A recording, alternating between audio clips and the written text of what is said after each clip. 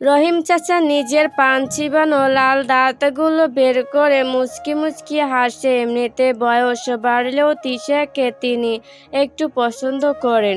সবসময় ছোট ছোট পোশাক পরে হাঁটে রহিম চাচার চোখ যেত, যার কারণে এসব ছোট পোশাক পরতো সে চোখ তুলেও তাকাতো না।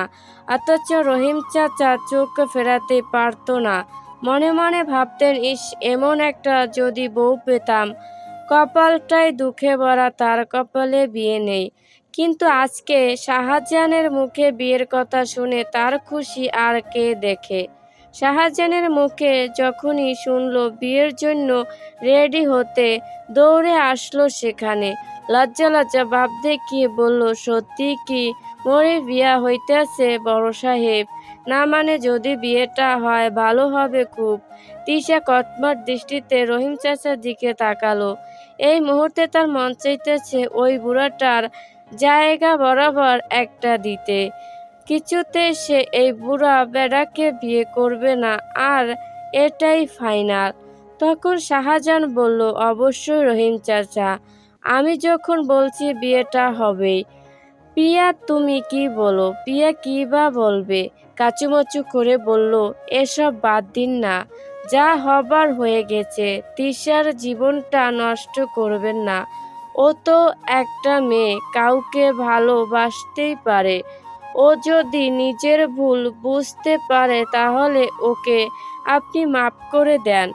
শাহজাহান পিয়ার হাত চেপে ধরল খানিকটা জোরে, তারপর বলল, তোমাকে যে সবার সামনে চোর বানিয়েছে সেটা ভুলে গেছো? মানুষকে বেশি পরিচয় দিও না। পিয়া আরও কিছু বলতে চাচ্ছিল, তখন সুনীল ঈশান বললেন, এসব কি বলছো তুমি শাহজাহান? আমি জানি তিশা ভুল করেছে এবং ওর ভুলের শাস্তি হোক। আমার মেয়ে বলে তাকে আমি ছেড়ে কথা বলবো না, কিন্তু রহিমের সাথে ওর বিয়ে দেওয়ার কথা ভাবাই যায় না। তুমি তিশাকে মাফ করে দাও শাহজাহান। আমি বাবা হয়ে মেয়ের জন্য তোমার কাছে ক্ষমা চাচ্ছি। এসব কি বলছো তুমি চাচ্চু? ভুল করেছে তোমার মেয়ে। তোমার মেয়েকে আমি আরও অনেকবার বলেছি যাতে আমার পেছনে পড়ে না থাকে। তুমি তোমার মেয়েকে বুঝাওনি বলো। তোমার মেয়ে কার এত উস্কানি পেল যে দমে যাওয়ার বদলে আরও লাফিয়েছে? এটা বলেই শাহজাহান নাসিন ঈশানের দিকে তাকালো।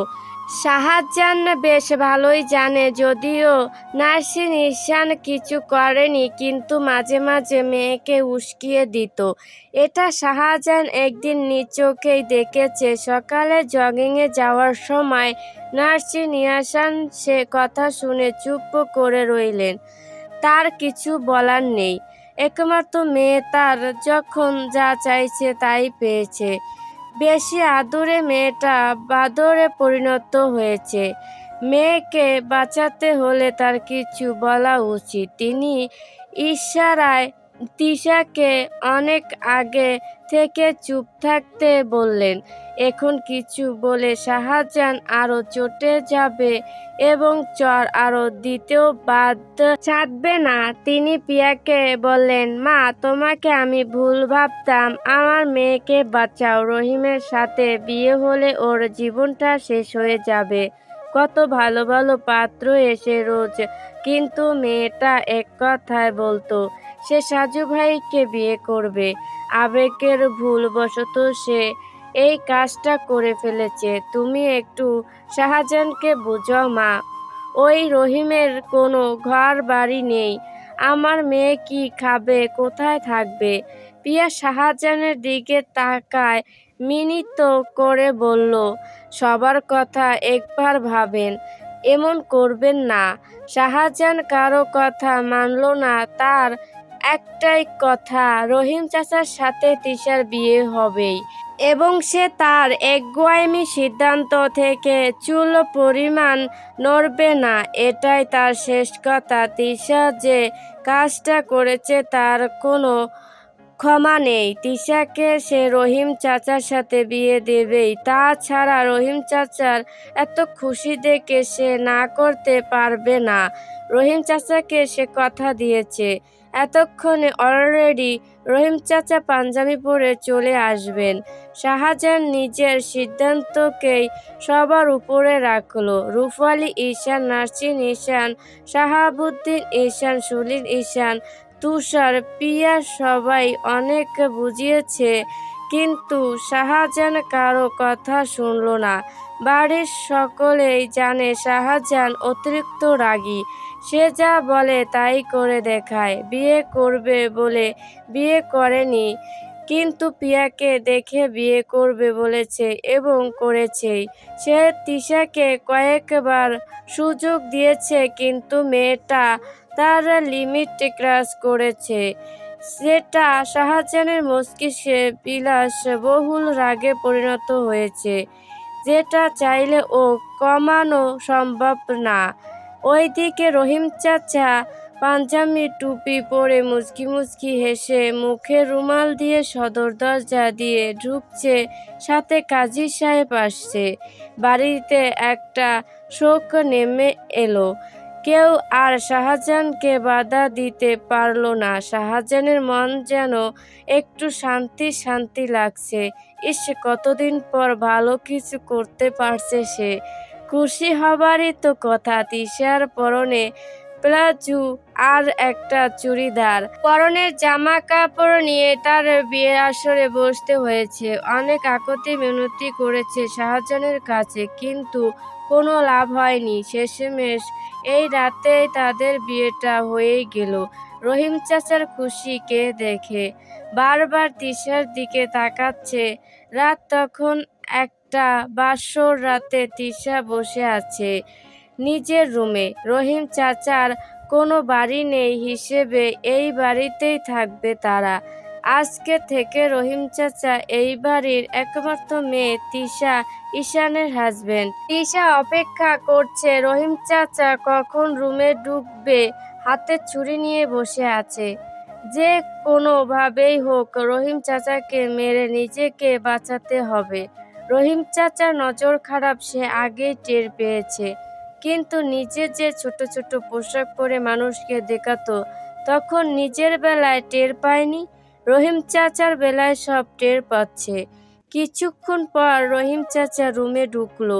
পান চিবোতে চিবোতে ডাইনিং টেবিল থেকে খেয়ে এসেছে এই পান। তার আজ বেশ যৌবন যৌবন ভাব লাগছে। বাহিরে বেশিক্ষণ না থেকে রুমে চলে আসলো। তিশা অগ্নিদৃষ্টি নিক্ষেপ করে রেখেছে রহিম চাচার দিকে। রহিম চাচা সেসবে কোনো খেয়াল নেই।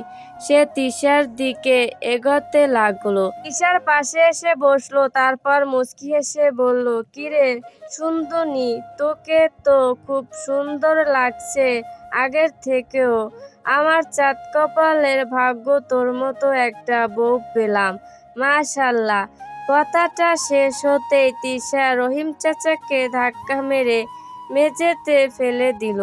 রহিম চাচা চিকন মানুষ, সে ধাক্কার তাল সামলাতে না পেরে মেঝেতে পড়ে গেল। ভাগ্যিস কিছুই হয়নি। রহিম চাচা আবার উঠে বলল, আজকে আমার খুব প্রেম প্রেম লাগছে। কাছে আয় সুন্দরী, নিজেকে সামলাতে কষ্ট হয়ে যাচ্ছে। তোর মতো বউ থাকলে আর কি লাগে। তুই আরো আগে আমাকে বিয়েটা করতে পারলি না পাগলি? তখন আদর আরো বেশি করে করতে পারতাম, তবে এখনো কম করব না। এটা বলেই তিশার হাত ধরার চেষ্টা করে। তিশা চেঁচিয়ে বলল, খবরদার আমার হাত ধরবি না, শালার বুইড়া, তোকে আমি কালই ডিভোর্স দিয়ে দিব। এটা বলেই নিজের হাতে থাকা ছুরিটা রহিম চাচার মিকে তাক করলো। এদিকে রহিম চাচা ভয়ে ভয়ে বলল, আরে বউ, জামাইকে কি কেউ মারতে চায়? আমাকে মারলে তোকে আদর করবে কে শুনি? রাখ ছুরি, আয় তোরে আদর করি একটু।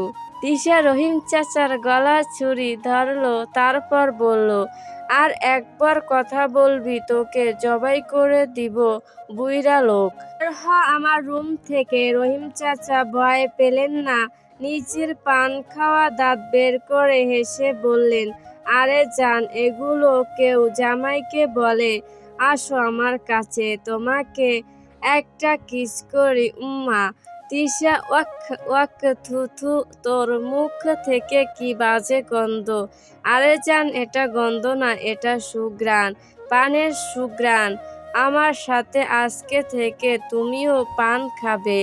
অন্যদিকে শাহজাহানের সাথে কথা বলছে না পিয়া, মুখ ফুলিয়ে অন্যদিকে ফিরে শুয়ে আছে। তার একটাই কথা, কেন সে তিশার বিয়েটা দিল? মাফ করে দেওয়া যেত না? তাই সে শাহজাহানের সাথে আর কথা বলবে না। শাহজাহান অনেক চেয়েও পিয়াকে নিজের দিকে ফেরাতে পারছে না। শেষমেশ সে এক টানে পিয়াকে নিজের উন্মুক্ত বুকের উপর টেনে আনলো, শক্ত করে ধরে রাখলো। পিয়া নিজেকে ছাড়ানোর জন্য ছটফট করতে থাকে। শাহজাহান এসব দেখে পিয়ার লতানো কোমরে নিচের দুহাত দ্বারা বিচরণ করতে থাকে। ধীরে ধীরে তা উপরে উঠতে থাকে। শাহজাহানের এমন বেপরোয়া স্পর্শে পিয়ার সমস্ত রাগের স্ফুলিঙ্গ যেন মিলিয়ে গেল। চোখ বন্ধ করে নিল সে। শাহজাহান পিয়ার কাঁধ থেকে আঁচলটা ফেলে দিয়ে গলায় মুখ ডুবিয়ে দেয়। ধীরে ধীরে তা গভীর থেকে গভীর হতে থাকে। পিয়ার গলা থেকে কোমল পেটে মুখ ডুবিয়ে দিল। পিয়া শাহজাহানের পিঠে খামচে ধরল দুহাত ধারা। তার মনে হয় এখনই নিঃশ্বাস বন্ধ হয়ে যাবে। শাহজাহানের এমন অবাধ্য স্পর্শে তার শরীরের রন্ধে রন্ধে যেন এক শিহরণ বয়ে গেল।